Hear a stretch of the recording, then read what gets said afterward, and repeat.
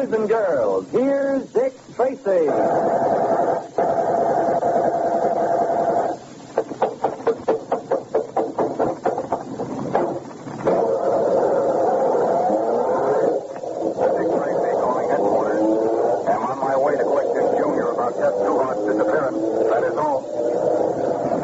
Presenting Detective Inspector Dick Tracy, protector of law and order. When the theft of a large order of industrial diamonds was discovered, Dick's only clue was an ordinary-looking lapel pin in the shape of two intertwined hearts. When noticing the same design and the tattoo on a dead man's shoulder, Dick soon learned through the Federal Bureau that the theft was the work of Nazi fifth columnists. And Tess Trueheart recognized the lapel pin as the badge of an apparently harmless social club about which she once wrote a feature article. She agreed with Dick that the club was probably a false front for Nazi activities. But when Dick had verified this, he learned that Tess had disappeared. Actually, she's the unwilling guest of the Nazi ringleader, Brinker von Ludwig. But Dick doesn't know that. While he frantically searches for Tess, von Ludwig and his hatchet-faced female assistant, Hedwig, are huddled over a secret shredwave radio. There, Brinker. Is that not our ship? Mine, Hedwig. It's a long wavelength. You should let Dolman do this. He is a radio expert. It's also extremely curious. I can manage. Jawohl. But the less we use this radio, the better. Wait, I think... No, it's just a routine weather report. Suppose something has happened to the ship. Now, what could happen to it, Hedwig? Suppose the Atlantic Patrol has challenged it. Suppose they learn it is not a Swedish merchantman. Why do you always imagine the worst? Because in this way, one is prepared for the worst. We've already prepared for that. The ship's papers will be in perfect order. Forged, of course, but the Amerikaners will not suspect that. Do not underrate the Americans, Brinker. They make progress for an inch and talk like they've traveled a mile. But they have listening posts. If they intercept their ship's message to you... Let them. The message will be harmless enough. Meaningless, in fact. I wish there was some other way of getting those diamonds back to Germany. This is the best way, I tell you. You say that because it is your way. And may I ask, Fräulein, what is the matter with my way? Matter with it? Do you think Gundel will go to prison for a forgery he did not commit? Gundel is a Dummkopf. He'll never connect the theft of the diamonds with his membership in our club. You are so sure of everything, aren't you? What about this Dick Tracy? Will he not connect it?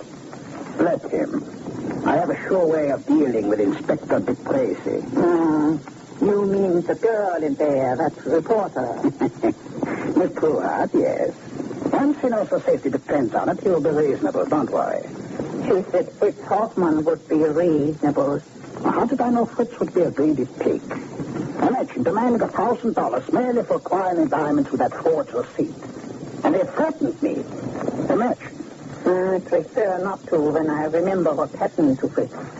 See that you do remember it. See that the same thing doesn't happen to you, Hedwig. They will never find me floating in the river. You need me too much. And stop questioning my judgment, please. I only question keeping the girl here. What else am I to do with her? You got rid of Fritz Hoffman. You mean to... No, Hedwig. The girl will cause trouble, Brinker. Well, how came she locked up in there? She is clever, and so is her friend Dick Tracy. And so am I. If you were really clever, you would take your chances with her. The river is nearby. No, I tell you. As long as I do her no harm, Tracy's hands will be tied. But suppose someone made a mistake. Suppose something did happen to her. Accidentally, of course. Meaning you? I am not infallible like you. I am up to make a mistake anytime. Hedwig, if anything happens to Miss Trueheart, I will hold you personally responsible. Oh, I do not mind. I will be responsible. You will be turned over to the American police on a charge of murder. And suppose I should tell them everything. No, you would never do that. You're too good a Nazi. Yes, but I could. The girl is younger than you, prettier than you. You're jealous, Hedwig, eh? See that you give me no cause to be jealous, Brinker. You know that I do. What was all that? Quiet. I think this is our man. How can you make any sense? Listen, Mrs. Octavia. Get a pencil at this. Right by your hand. Yes. Well, are you sure? Positive. What did they say? Here. Weather heavy. Expect reports early. Rather heavy. But this means nothing, Brinker. You think so, eh? Good. Now I'll reply.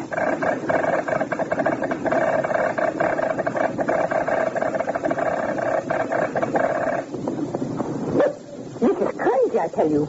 All you said was clouds indicated towards you. Patience, patience. You will see.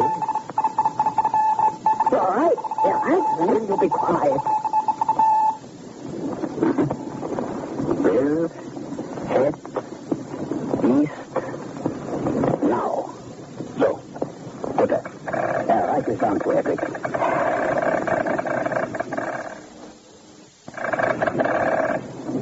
I got it, but it makes no sense. It is not supposed to. I'll tell you a reply.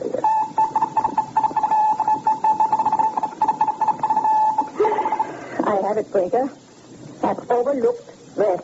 Yes. I'll form a word till we sign off.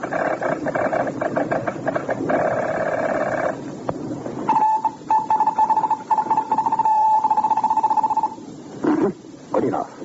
Everything exactly as I planned it.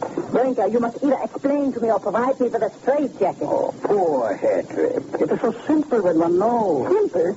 Their first message said, weather heavy, expect report early. You replied, clouds indicated towards you. And then they said, we'll head east now. Yes. It is crazy. Oh, no. You simply take the first letter of every word. The words themselves mean nothing. Only the first letters. Oh, I see. Then weather heavy, expect reports early means W-H-E-R-E. There. Exactly. And my reply, clouds indicated towards you. C-I-T-Y. City. That's the next one. They said, will head east now. W-H-E-N. You see? There. City. Then? All right. You said no obstacles on north. N-O-O. Moon. Then you said have overlooked west. H-O-W. And my last message told them. Weather abating in time. W-A-I-T. Now, you see how simple it is? You read their messages and I'll give you my answer. All right, there. City. Then. Noon. How? Wait. Very clever of you, Brinker. And the beauty of it is, it sounds so harmless to anyone else. I will send Felix in a speedboat to fetch the ship's captain at noon tomorrow. And when he comes? I will deliver the diamonds, and we will celebrate the handsome profit. So, what do you think of my way now, eh? I will show you at the dance tonight. You haven't forgotten the annual, I hope. Don't worry. You know, I think this social club has just about served its purpose, Hedrick. After tonight's dance, I think we will disband it. I find that lately it is more of a hindrance than a help. And especially with Gundel around. I think it would be better if we simply dropped out of the club. Now, Junior, you were the last person to see Tess before she disappeared. Gee, Dick, I did my darnest to find out what was on her mind. Because you know women. Yeah, sometimes I wonder. She didn't say a thing, huh? Yeah, she was flying all over the place, getting her suitcase packed. Did you help her do that? Yeah, some. What'd she pack? Oh, the usual junk girls travel with. Lipstick. Oh, what powder. clothes, I mean? Well, she was wearing... I know what she was wearing. I talked to her in her office. What did she pack? Well, she took that blue thing. You know, the one with all that lacy stuff An on evening it. dress, you mean? Oh, if that's what you call it. The one she wore when you took her to the United Nations ball. Well, go on. Ship an evening gown. Yeah. And, oh, sure, the satin slippers that go with it. Mm-hmm. Did she say anything about that lapel pin, the 2 hearts? Gee, Dick, I don't think so. All she kept saying was, boy, what a break. What a story. What a break. Yeah, when I talked to her earlier, she showed me the article she wrote about this phony social club. Then she comes home and packs a party dress and... Why, sure, that's got to be it. Who was? Let me get out that phone. Now, you've gone haywire. Not me, Junior. Tess was heading for that club. They're holding their annual dance tonight, and that's why she took a party dress. Why, it's got to be. Hello? Excuse, please. What time is the dance tonight, Fräulein? It will begin at 10 o'clock. Dankeschön. Thank you. Should I wear my tuxedo, please? If you expect to get in, you had better. Jawohl, Fräulein. Gee, Dick, I didn't know you could spout German. Yeah, don't look now, Junior, but I can. Now, let's see. By the time I get hold of Pat Patton, get home, and change into my tuxedo... Gosh, you're going to wear a monkey suit? I've got to, Junior. And Pat, too? Well, sure. They won't let us into the dance without them. Boy, I'd like to be there to see that. Well, just so Tess is there to see it is all I care about. Oh, boy, the things a cop has to go through. You're not kidding, Junior. You're at least getting dressed up to meet Tess, but poor Pat hasn't even got a date. No, you're wrong. Pat's got the same date I have. You mean with Tess? No. The two of us have a very heavy date, Junior, with a killer. Now, hand me that phone again so I can call Pat and break the news to him. I am worried, Brinker. What? Again? Now, what is it? This dance tonight. It's open to the general public. Of course. What of it? The general public might include Dick Tracy. Let him come. If he's looking for Miss Trueheart, you won't find her. But he'll find a great deal more than he is looking for. If he thinks he knows what trouble is now, wait until he crosses my...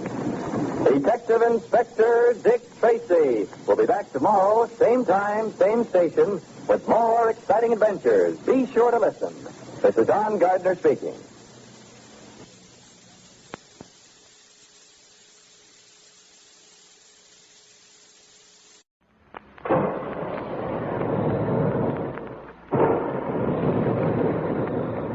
Calling all adventure fans. Calling all Dick Tracy fans. Stand by. Dick Tracy is on the air.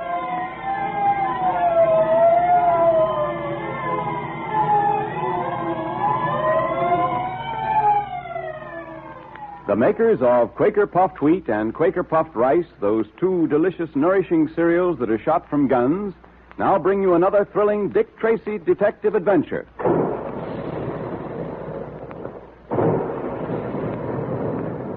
And there go the big guns, reminding us all that puffed wheat and puffed rice actually are shot from guns right in the Quaker plant. Nourishing grains of sun-ripened wheat and rice are loaded into the guns, and then they're exploded to 8 times their normal size. That's what makes puffed wheat and puffed rice so especially easy to digest, so that you get their trigger-fast food energy much more quickly and easily. And that's important if you want to think fast and act fast like Dick Tracy does. And if you're a loyal Dick Tracy fan and friend, check up on the pantry at least twice a week to make sure there's always some puffed wheat or puffed rice there. Look to see at the end of today's program, and if there isn't one of those famous red and blue packages in the pantry now, ask Mother to order some from the grocer's. She's sure to be glad when you remind her of something so specially good for breakfast. And then you and Mother and Dad can join the thousands of happy families who enjoy Quaker Puffed Wheat or Quaker Puffed Rice every day. And be sure you have your pencil and paper ready for today's secret messages. Get them now. When Dick Tracy closed the case involving the Baron and the substratosphere airplane plans, he paid a visit to Scotland Yard, and here the great detective found a new mystery. Dryden Small, the well-known Egyptologist, was returning to America with certain treasures which he had discovered in the ancient tomb of Tutankhamun. Small had reason to believe that someone was trying to kill him, and Tracy was asked to protect him on the voyage to America. Sitting in Small's cabin the first night out, Dick and Pat were startled to see a strange face peering in at their window. Mr. Tracy. What's the matter, Small? What's wrong? Look, there at the window. The man with the yellow face. So what? Dick. Great Scott, look. That awful face at the window. It's gone now. Come on, Pat. We've got to find out who it is. Yes, and why are we standing through that window? Don't leave me alone. Don't leave me alone. We'll be back in a moment. Here, through this door, Pat. That'll bring us out on deck.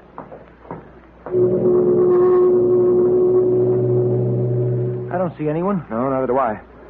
We'd probably waste our time if we tried to find out who it was now. Got too much of a head start, and it's too dark to recognize anyone. Come on, we might as well get back to the cabin. There are a few questions I want to ask Dryden Small. You know, Dick, there's something about that tomb digger rubber that I don't like. We're here to protect him, not to make a friend of him, Pat. What I want to know is why he was so secretive. He hasn't told us the whole story by any means, Pat. What's your theory, Dick? What do you think he's trying to conceal? Well, I'm not sure. But I think perhaps he stole something from Tutankhamun's tomb, something which might be considered very sacred. And those who consider it so are trying to get it back. That's only a wild guess. Well, it doesn't sound so wild to me. Well, Mr. Small, we couldn't find a trace of your friend with the yellow face. Mr. Tracy, I must say I'm surprised. You promised me protection, and then you run off and leave me alone. Why, I might have been murdered. Oh, nonsense. We were nearby. Nothing could have happened to you. I wish you wouldn't treat this so lightly. You may not realize it, Mr. Tracy, but I'm in very serious danger. I don't treat any of my obligations lightly, Mr. Small. I tell you, the people who are after me are very clever. Not only that, but they have at their command all the forces of evil and black magic. Oh, so it's black magic now, is Yes, it? black magic and worse, perhaps. A curse has been set on me. I know it. I feel it. I'll never escape from it. Never. Small, precisely what are you taking back to the States with you? Oh, not a great deal. Some ancient pots and utensils used by the pharaohs, a fragment of the Great Seal, and also the mummy of Tutankhamun's second son. The mummy is stored in the hold of the ship, isn't it? Yes, yes. And what else are you bringing back with you? Nothing but those things I told you about. Are you sure of that? You don't believe me, do you? To put it bluntly and briefly, no. You think I'm holding back something from you, eh? Well, I'm not. I'm not, do you hear? I've told you everything. Everything. I don't know why they want to get me any more than you do. But I know they're after me, and you've got to help me. I'm not so sure of that. I'm not so sure that I'm not going to rid myself completely of all responsibility in this case. What? What do you mean? I'll take the trouble to explain for the last time. When you go to a detective and ask his protection, you've got to tell that detective just what you're afraid of and what he's got to protect you against. Now, Mr. Small, don't withhold any information from me, because in this case, too, it may mean the difference between life and death. I've told you everything. I swear it. Who is the man in the yellow face? I don't know. I don't know any more about him than you do. From the way you spoke of him, you've seen him before. The man with the yellow face, you said. Do you know him, Small? Have you seen him before? Yes, I have. You were right all the time, Dick. He was holding something back. Where did you see him before? Several times in Cairo and once in London. I don't understand it. I'm not sure I know how to explain it. But it seems I saw him every time I received one of those scarabs. Those scarabs which mean death and destruction for those who receive them. The only time I saw him in London was at the theater. The usher handed me a program as I came in. When I opened it, there, folded in between its leaves, was one of the scarabs. At that very moment, I happened to look up at the boxes. And looking down at me was the man with the yellow face. What else do you know of the man with the yellow face? Well, that's all. I don't believe you, Mr. Small. You know who he is, and you know what he wants. I tell you... Now, let me warn you once again. If anything happens to you, you'll have only yourself to blame. Because when you had the chance, you wouldn't tell us everything you know. And now, shall we go down to dinner?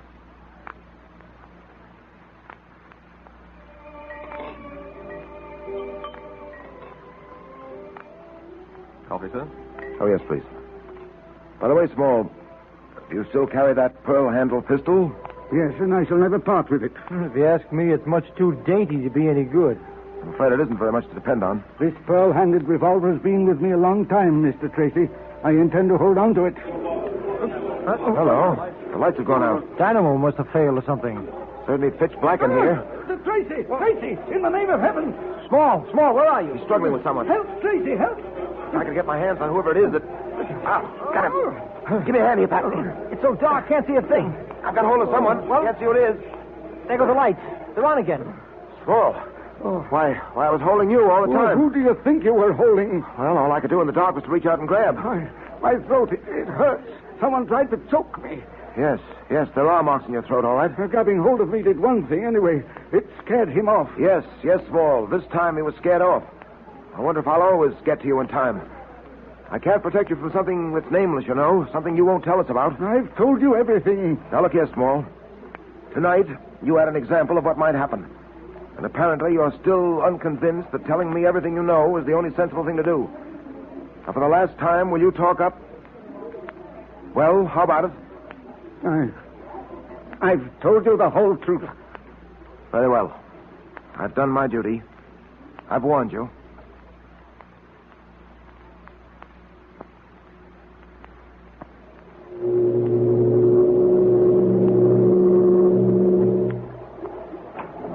Hiya, Dick. Oh, hello, Pat. Where you been? Walking about on deck? Yeah. Isn't it a beautiful night? Yes, I suppose it is.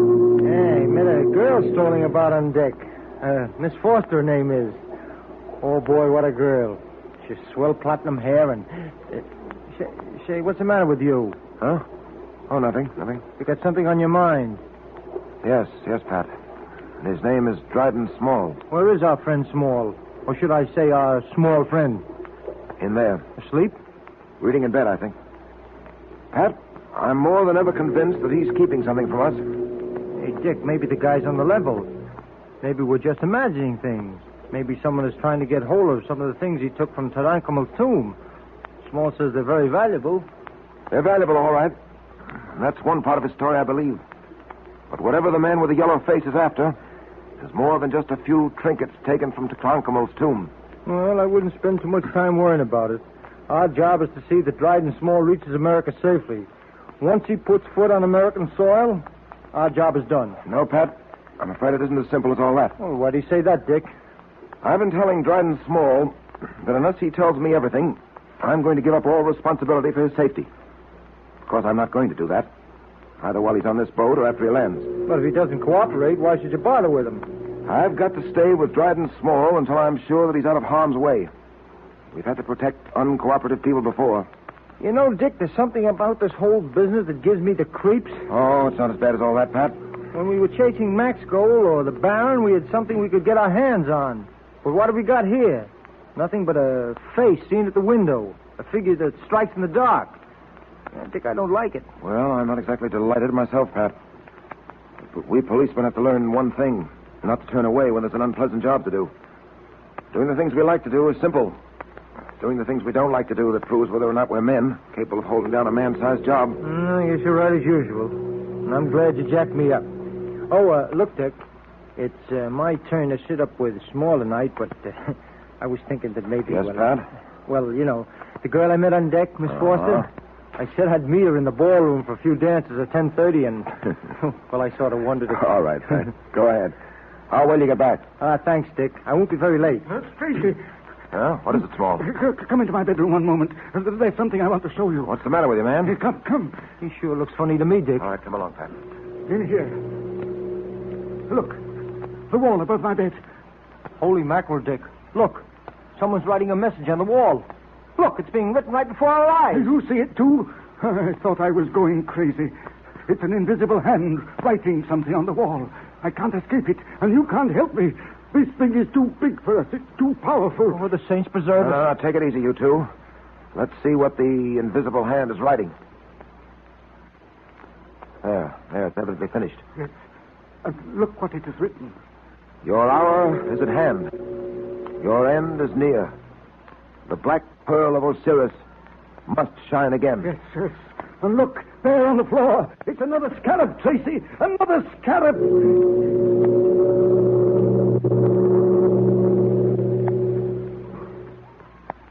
What is the meaning of the strange message on the wall? And how is it written?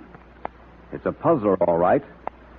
But now it's time for the Dick Tracy Secret Service Patrol meeting. The makers of Quaker Puffed Wheat and Quaker Puffed Rice, the specially delicious, nourishing cereals that are shot from guns, invite you to attend. The 19th meeting will now come to order. And today, the members of the Dick Tracy Secret Service Patrol congratulate the Boy Scouts of America on their 28th anniversary. Let's all stand at attention, patrol members, as a tribute to that great boys' organization. Boy Scouts of America, we salute you. Fine, Junior. And now, patrol members, have you got a pencil and paper ready for the special secret code message? All right, Junior, let's have the message. Here it is. Prisoner 25-9-3-20-11. 26, 21, 8, 17, 16, 20, 8, 16, 3. 8, 18, 15, 4. Did you get it? I'll repeat it again just to make sure. Ready? It's prisoner 25, 9, 3, 20, 11. 26, 21, 18. 17, 16, 20, 8, 16, 3.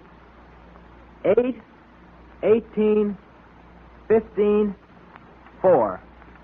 Now you can decode that secret message with your Dick Tracy secret code book. And remember what it says, patrol members. It's important. You know, Dick Tracy wants you to be as good as he is at decoding messages. So we're sending you a secret message every day this week.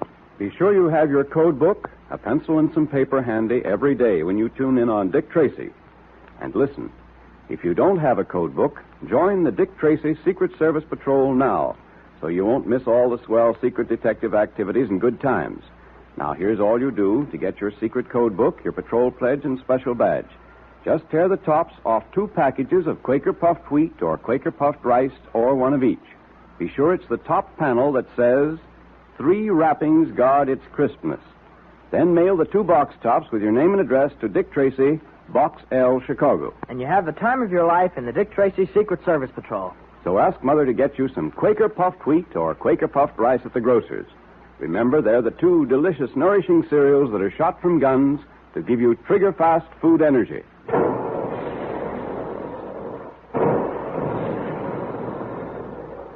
Calling all adventure fans, calling all Dick Tracy fans. Stand by for another exciting Dick Tracy adventure tomorrow at this same time. That is all.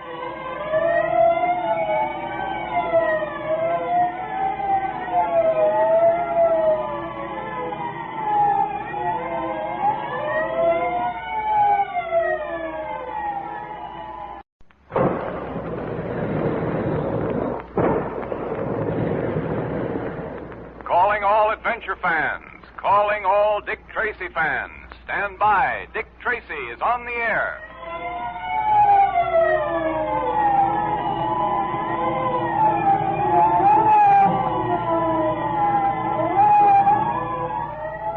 The makers of Quaker puffed wheat and Quaker puffed rice, the 2 tempting, delicious, nourishing cereals that are shot from guns, now bring you another thrilling Dick Tracy detective adventure.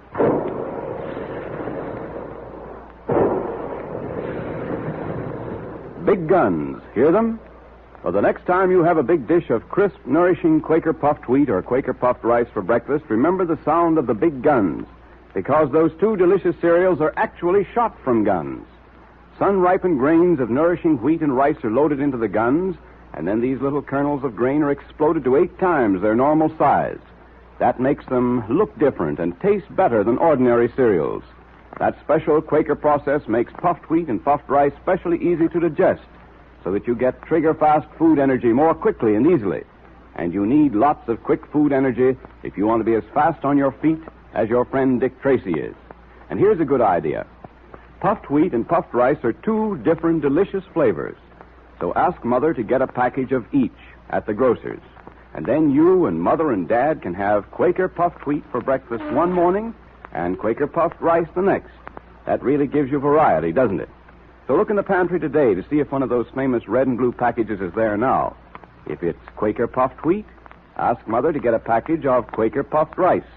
And if it's Quaker puffed rice, ask her to get some Quaker puffed wheat. And then you have both for a delightful change that thousands of wide-awake boys, girls, and grown-ups enjoy every day. And remember, fellows and girls, there's another secret code message at the end of the program today. So be sure you have your pencil, paper, and code book ready. Dick Tracy has been trying to protect Dryden Small, a well-known Egyptologist, from dark forces which seek his death. Small has received strange warnings, and several times his life has been attempted unsuccessfully due to the daring efforts of Dick Tracy.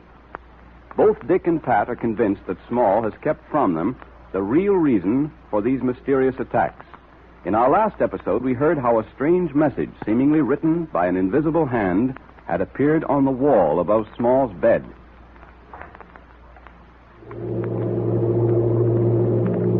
Let's see what the invisible hand is writing. Your hour is at hand.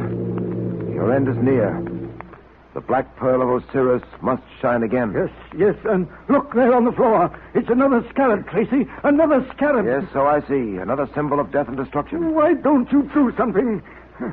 But it's no use. You can't fight the supernatural. They told me there was a curse upon the tomb of Tutankhamun. I should never have gone into it. All the others who have been in it have come to sudden death. Oh, stop it, Small. There's nothing supernatural here. I know, but Dick, the writing on the wall, we saw the message being written. Yes, and now look, it's beginning to fade. Ghost writing, that's what it is. The handwriting of a ghost. Oh, come, Small, pull yourself together. This isn't the work of a ghost. The man with the yellow face, whoever he may be, paid a visit to this cabin in our absence. How do you know he was here? Why, it's simple enough. The scarab on the floor, he left it there. The handwriting on the wall. He put it there. No. He might have put the scarab there, but the handwriting, that couldn't have been done by anybody human. We saw the message being written, and there was no one here. Of course there wasn't. The message was written before we got here. We saw it when we turned on the bed lamp. I don't get it, Dick. Pat, put your hand over that lamp, about 6 inches away. All right. I've got it there now. What do you feel? Nothing but heat. Ah, precisely. Heat. The heat from the lamp. Do you recall ever having used heat in connection with invisible messages before, Pat? Oh, why, sure. Say, I get it. This message was written in invisible ink and couldn't be seen until the heat of the lamp brought it out on the wall. Go to the head of the class, Pat. That's exactly what happened here. The man with the yellow face wrote his message in invisible ink. Small came in, turned on the lamp, and in half an hour or so, the heat from the lamp brought the message out.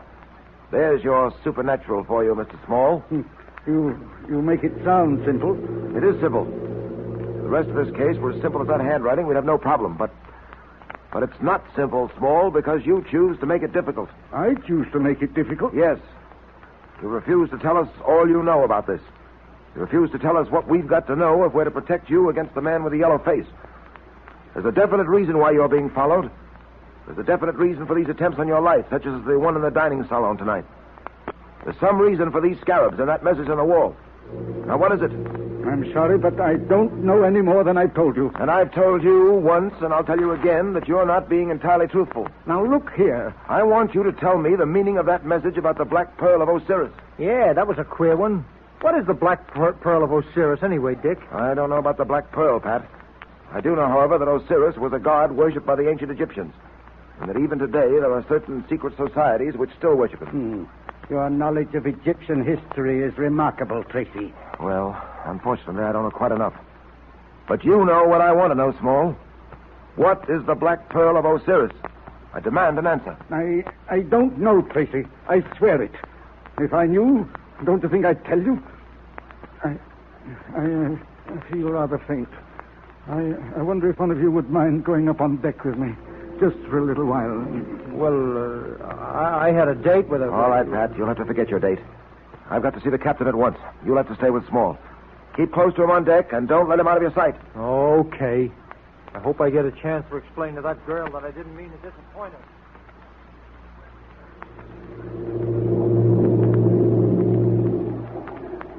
You feel better now, Small? Yes. Yes, Mr. Patton. The air is doing me good.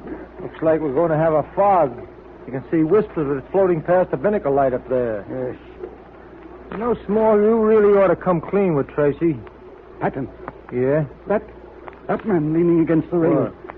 He just looked this way, and his face. Well, what about his face?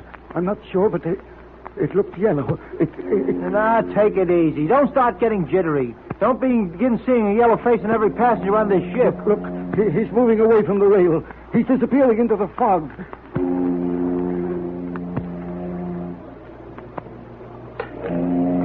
What was that? Something dropped at our feet. Yeah, I heard it. Let me see. Hey, here it is. What? Why, say, it looks like a scarab. A scarab? Patton, it's another warning. That was the man with the yellow face. Yeah, we'd better get down and get to your cabin. I'll get in touch with Tracy. No. Not back to the cabin. I'm afraid to go there. Let's stay in the open. Okay, but I better get Tracy here as quick as I can. Come on over by the light. What are you going to do? Well, Dick's in the captain's cabin. I'm going to send him a message. A message in code.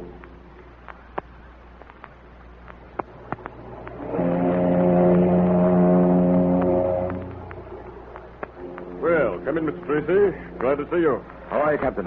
Worried, Tracy. Very much worried. I'm glad you're here. I don't like the things that have been happening on this ship of mine. Well, I'm sorry about the need for searching the ship, but you must understand, Captain, that at any moment one of your passengers may be, well, put out of the way. That isn't what I referred to, Tracy.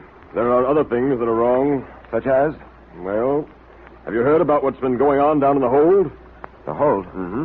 Oh, no. What's happened down there? One of the crew, a fellow named Weeks, was found about an hour ago, totally unconscious.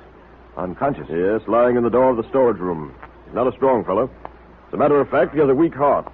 That's why we have him down there. All he does is check the books and little odd jobs like that, you know. Yes, but what made him unconscious? Well, according to his story, Tracy, as he was approaching the storage room, he noticed the door was open, which was unusual. As he began to investigate, he suddenly saw, standing in the doorway itself, A strange-looking figure. The next thing he remembers, he was lying on a cot. The ship's doctor was working over him. Huh. He's not given to seeing things, is he? No, I don't think so. He's a stable, dependable fellow. At any rate, he's never seen things before. Well, in that case, I don't think it'd be a bad idea to investigate that storage room. Now, about the search for the man with the yellow face, Captain. Yes, I wanted to talk to you about that, Tracy. We don't seem to be making much progress. Matter of fact, Tracy, we're not making any progress at all. Yes, I was afraid of that. Oh, excuse me. Come in. There's a message from Mr. Tracy, sir. Oh, give it here. Where did you get this? It was given to me by a gentleman down on deck A, sir. Thank you. Excuse me, Captain. Yes, certainly. It's a code message from Pat. Prisoner 20, 21, 12, 16, 7, 10, 18, 22. Will you excuse me, Captain? I've got to join Mr. Patton on deck immediately. Nothing wrong, is there, Tracy? I don't know. That's what I want to find out. And I've got to find out fast. Well, I'll go along with you, Tracy. I've got to go up to the bridge, and this will be on my way. Glad to have your company, Captain, but let's hurry.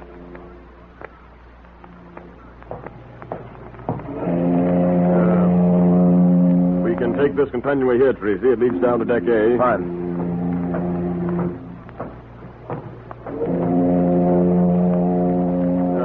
Here we are, deck A. I don't see Mr. Patton, do you? No, but this fog is getting thicker. He may be down at the other end. Come on. Well, I'll leave you here, Tracy. Man overboard! Man overboard! Man overboard, Tracy. Get down there as fast as you can. I'll see to ordering the boats over the side. Right. Man overboard! Man overboard! Hey, you there. Where is he? Off there! This thing! Man overboard! Man overboard! Man overboard!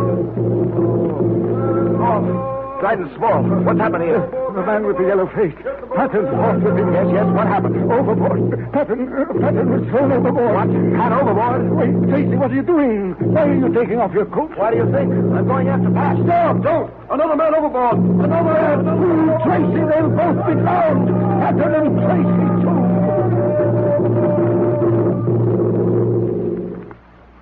Will Dick save Pat? Or has the detective's friend been swallowed up by the black waters in the night? Dick will save him if anyone can. But now the makers of Quaker Puffed Wheat and Quaker Puffed Rice, those two popular, delicious, quick energy-giving cereals that are shot from guns, invite you to attend another meeting of the Dick Tracy Secret Service Patrol. Here comes Dick Tracy, Jr. now. The 20th meeting will now come to order, patrol members. And let's be sure we all have pencils and paper ready to take down today's secret code message. Are you going to give Dick Tracy's friends the message that Pat sent Dick today, or have you a special secret patrol message, Junior? Oh, both, Mr. Quakerman. First, I'm going to repeat the message that Pat sent to Dick Tracy. Good. Are you ready, patrol members? Here it is. Prisoner 20, 21, 12, 16. 7, 10, 18, 20, 2. Once more, Junior, to make sure everyone got it. All right, Mr. Quakerman. It's prisoner 20, 21, 12, 16. 7, 10, 18, 20, 2. Fine. And now what's the special patrol message, Junior? Here it is. Are you all ready? It's Buffalo. 21, 12, 14, 10, 12, 4. 10, 20, 13, 3, 6, 10, 20, 13, 3, 21. 1, 8, 14, 5. Better repeat that one, too, Junior, I think. Okay. Ready, everyone? It's Buffalo. 21, 12, 14, 10, 12, 4. 10, 20, 13, 3. 6, 10, 20, 13, 3, 21. 1, 8, 14, 5. Well, that sounds very important, Junior. It is. It's a special order for patrol members. But how about the fellows and girls who aren't members and can't decode the messages? Well, we can't very well give away the patrol secret. Of course not. I can't imagine any real wide-awake boy or girl not joining, can you? Not unless they don't know how to join on the Dick Tracy Secret Service Patrol. So maybe you better tell them, just in case there are some fellas and girls listening in for the first time. Good idea. Well, here's how you can join the patrol and get the secret code, the patrol pledge, and the membership badge so you don't miss any of the fun.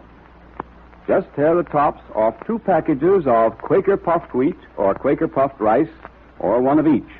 Put them in an envelope with your name and address printed on a plain piece of paper and mail them to Dick Tracy, Box L, Chicago. Then you get in on all the secret detective activities, too. And Dick Tracy sends you a secret code book, a patrol pledge, and a special badge, all free. Tell Mother how those nourishing, delicious cereals are shot from guns to make them specially easy to digest.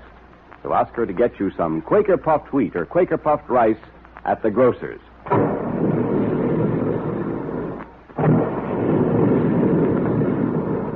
Calling all adventure fans. Calling all Dick Tracy fans.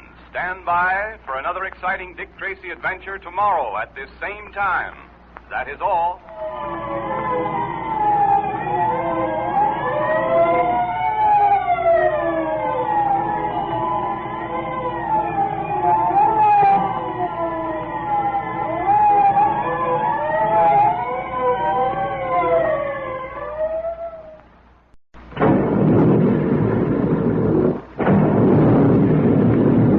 Calling all adventure fans. Calling all Dick Tracy fans. Stand by. Dick Tracy is on the air.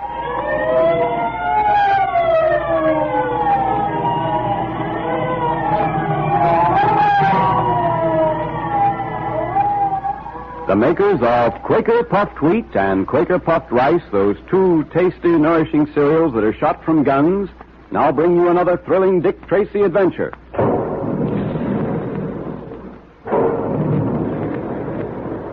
And there's the sound of the big guns in the Quaker plant, where they're making puffed wheat and puffed rice for the thousands of happy families who enjoy something specially good for breakfast every day. You know, breakfast is a very important meal. It follows the longest stretch between meals and comes just before you start your active day. That calls for lots of real food energy, and that in turn calls for nourishing puffed wheat and puffed rice. That's why they're shot from guns. A special Quaker process explodes each grain of wheat and rice to 8 times its normal size. The tiny, hard-to-digest food cells are unlocked for you so that you can use their trigger-fast food energy easily and quickly. So have Quaker puffed wheat or Quaker puffed rice for breakfast often. Try them turnabout. Puffed wheat one day, puffed rice the next. You know, there's a good idea for you to tell Mother about. She's always trying to give you and Dad something different that you really enjoy and that's specially good for you, too. Well, with Quaker puffed wheat and Quaker puffed rice, you have 2 delicious flavors for a taste variety that the whole family goes for. So tell Mother about it and ask her to get some Quaker puffed wheat and Quaker puffed rice at the grocer's. And then you can change flavors every day and still be getting the trigger-fast food energy you need to be as quick in thought and action as Dick Tracy is. And remember, patrol members, there's another secret code message for you at the end of today's program. So be sure you have your pencil, paper, and secret code book ready. An unknown assailant called the Man with the Yellow Face has threatened the life of the well-known Egyptologist Dryden Small. Yesterday, we heard how Dick had received a code message from Pat, who was walking on Deck A with Dryden Small. As Dick and the ship's captain hurried to Deck A, someone cried, "Man overboard!" It seems Pat, fighting hand-to-hand with the Man with the Yellow Face, had been thrown overboard. The brave and courageous detective leaped over the side after his friend. Will he save him, or will he, too, meet death in the black waters of the ocean? Get lifeboat 4 over the side. All right, sir. Station 4. Station 4. The Tracy just went enough to Pat. Hey, what? Come along, man. We've got to get that lifeboat over the side at once. It's being lowered now, sir. Good, good. Come along, come along. Easy in the bow there. Steady. Keep a level as she lowers. Spot the men, smartly. There are 2 men overboard. Tracy and Pat. He's down, sir. Cover those blocks far and out. Man the oarsmen. Good luck, men. Good luck. You've got to bring them back.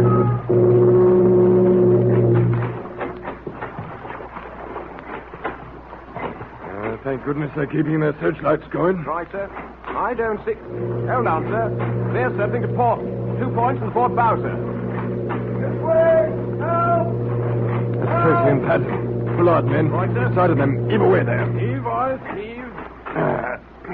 Stand by on the bow, bosun, to help them aboard. Aye, aye, sir. Smalls? Yeah. All right, Mr. Tracy. We've got you, sir. We've got you. Take Patton. He's out. Right, sir, right. Pull him in, boys. Pull him in. Now, lend a hand. There we are. All right, you're next, Mr. Tracy. Grab hold, sir. Grab hold. Easy. Up you come, sir. Up you come. Over. Thanks. There we are. That water's cold. How's Patton? He'll be all right, Tracy. Suffering from cold and shock, most likely. But we'll get him back to the ship at once. And pull away together. Through.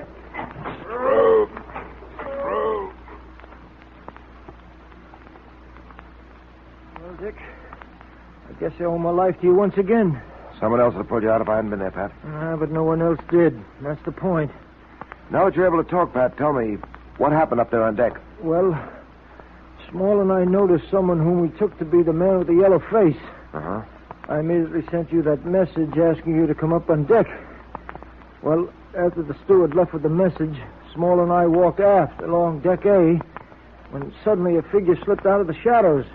He was on us before I could get set. Yeah.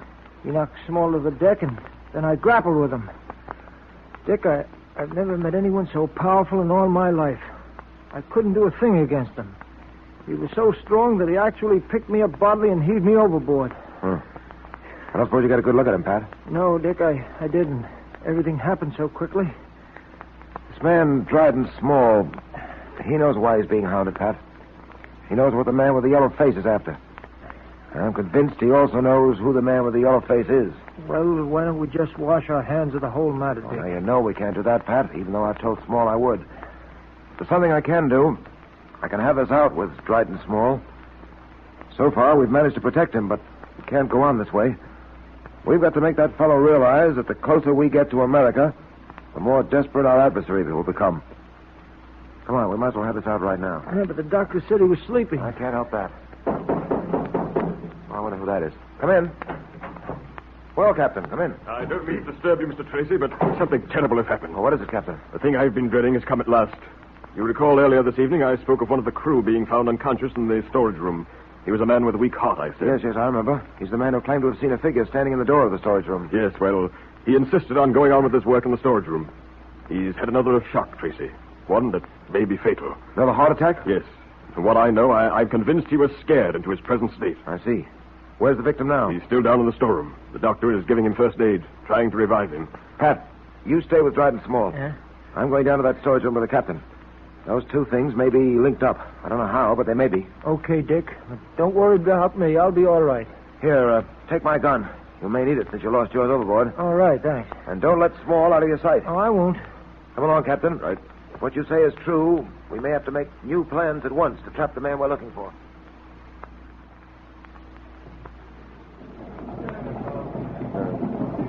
Well, Doctor? He's still in a deep coma, Captain. I haven't been able to do a thing for him. I'm afraid he must be taken to the ship's hospital. Oh, very well, Doctor, very well. I've already sent for a stretcher. Splendid. Give him the best of care. I tell you, Tracy, it was something the man saw. Captain, may I suggest that your men make a thorough search of the hold at once, especially the storage room? I've already seen to that, Tracy. What you told me this evening about the strange apparition this man saw may certainly have something to do with this. Perhaps it was the man with the yellow face. By the way, what's that thing over there? That? That's the mummy case Dryden Small is bringing back to America. I believe it contains the mummy of Tadonkamel's second son. Frankly, Tracy, I'd feel much happier if Tadonkamel never had a second son. Yes.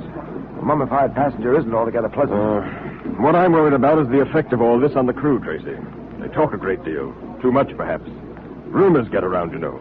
Before you know it, your ship has a bad name. I don't like it. I can well understand that. Ah, here comes the mate.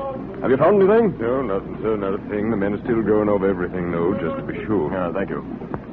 Well, Tracy, there doesn't seem to be much either of us can do here. Would you care to join me in my cabin? A little coffee, perhaps? Some sandwiches? Yes, I'd enjoy it very much. But I feel the most important place for me to be right now is back in Dryden Small's cabin. All right, I'll have the coffee sent there.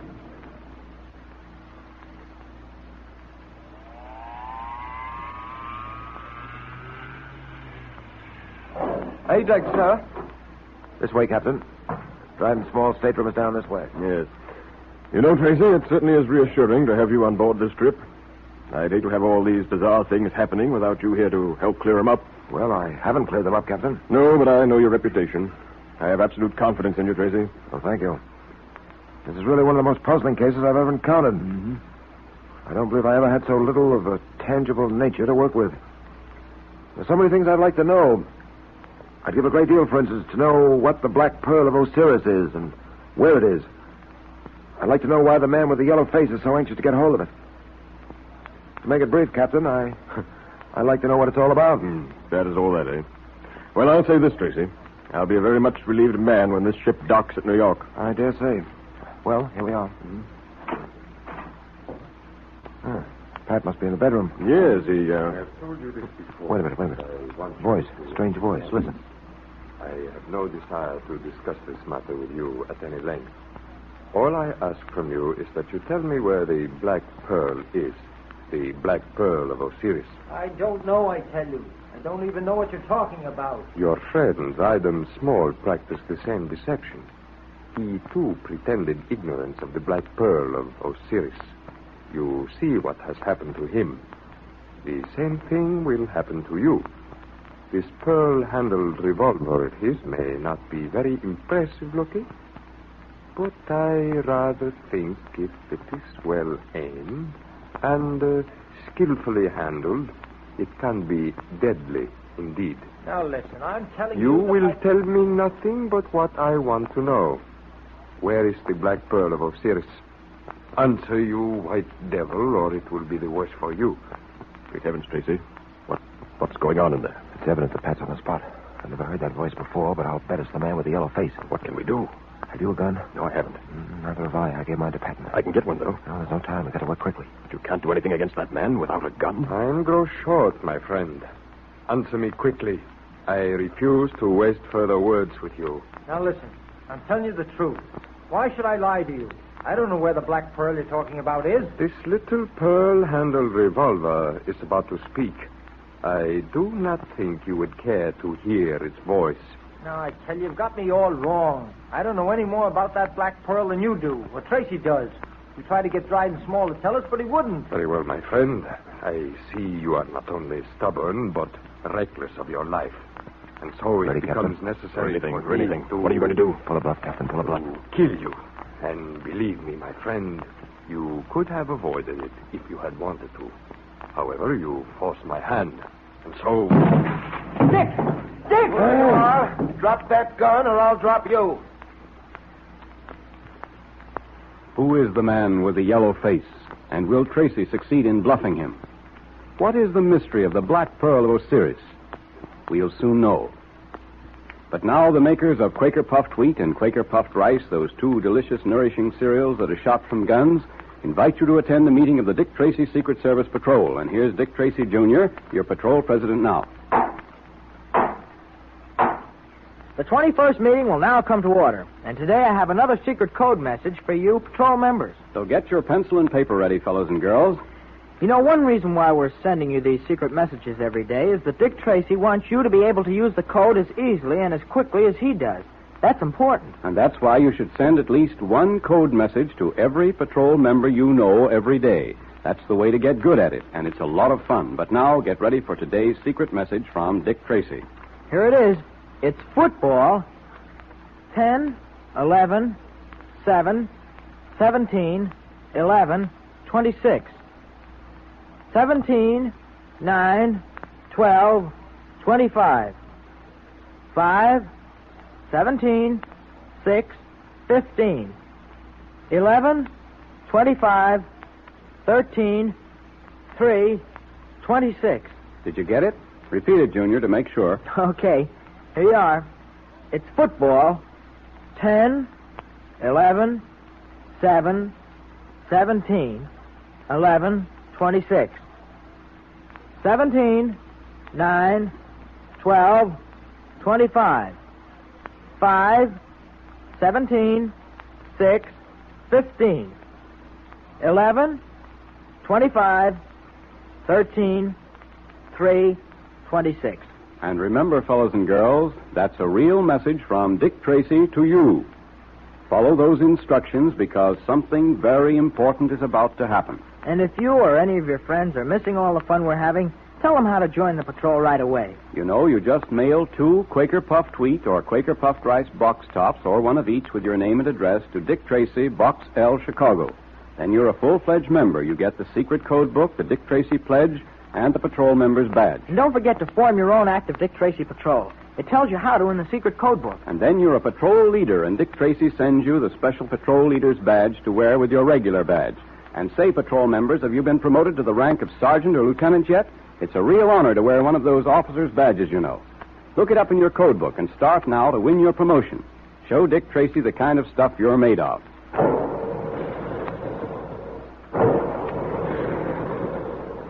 There go the big guns to remind you that Quaker puffed wheat and Quaker puffed rice are actually shot from guns to give you lots of trigger-fast energy in two different delicious cereals that thousands enjoy every day. And if there isn't any puffed wheat or puffed rice in your pantry now, be sure to ask Mother to order some for you at the grocer's.